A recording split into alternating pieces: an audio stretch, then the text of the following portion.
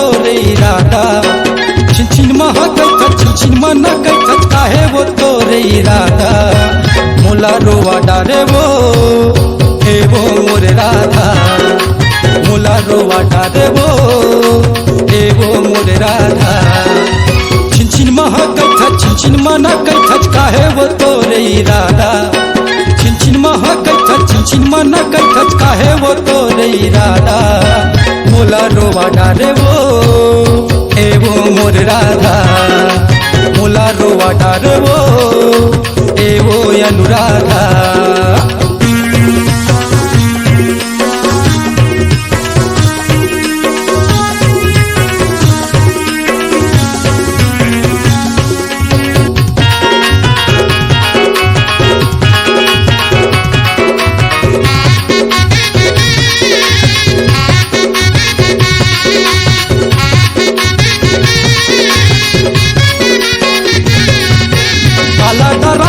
काला लाजा खचबो मोला वो तय बताना। मैं तोरे संग में होते मोरे संग में हस्तीर में वो मोरे आना।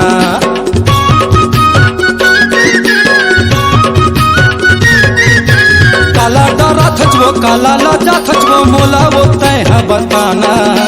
मैं तोरे संग में होते मोरे संग में हस्तीर में वो मोरे आना। पैहा बना डारे वो हे वो मोर राधा। जीव जला डारे वो हे वो मोर राधा।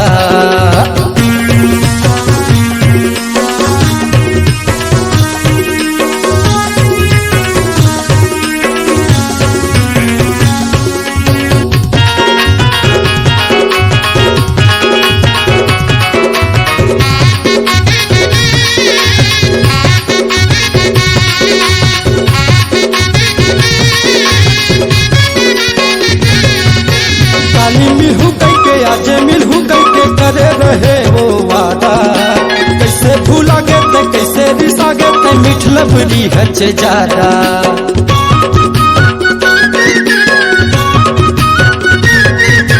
काली मिलहू कैके आज मिलहू कैके करे रहे वो वादा। कैसे भूला गे ते कैसे रिसा गे ते मीठ लबली हच ज्यादा। मोला फंसा डारे वो हे वो अनुराधा। मोला फंसा डारे वो हे वो अनुराधा।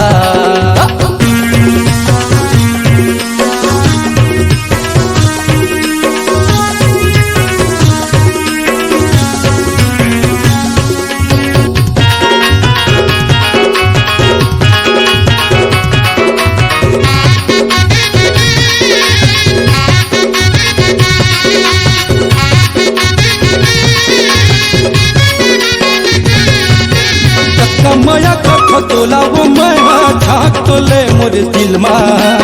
अमित कमला वो नहीं जाने नहीं समझे काहे रानी तोर मिल मा।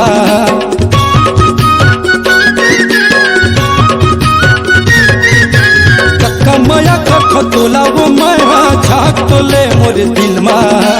अमित कमला वो नहीं जाने नहीं समझे काहे रानी तोर मन मा। पगला बना डारे वो माया देखे आधा। चोला तरसा डारे वो हे वो मोर राधा।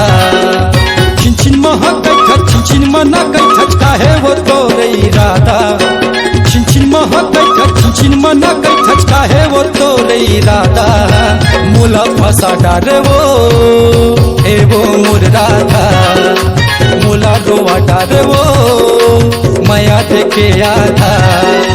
छिन छिन महकैत छिन छिन मनकैत काहे वो तोरे इरादा। छिन छिन महकैत छिन छिन मनकैत काहे वो तोरे इरादा। मोला फंसा डारे वो हे वो मोर राधा। मोला फंसा डारे वो माया देखे आधा। हाँ हे वो मोर राधा हे वो अनुराधा। माया देखे आधा हे वो मोर राधा।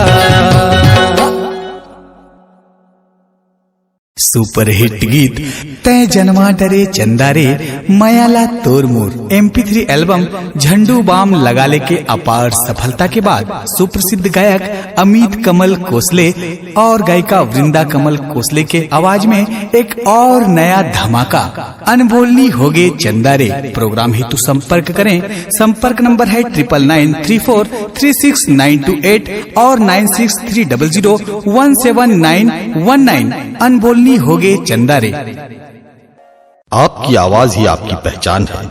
यदि आप अपनी आवाज को एक नया आयाम देना चाहते हैं तो चले आइए मल्टी ट्रैक डिजिटल रिकॉर्डिंग के लिए AVM audio video studio Khamtarai Raipur. Mobile number 9301523929 और 7869646201।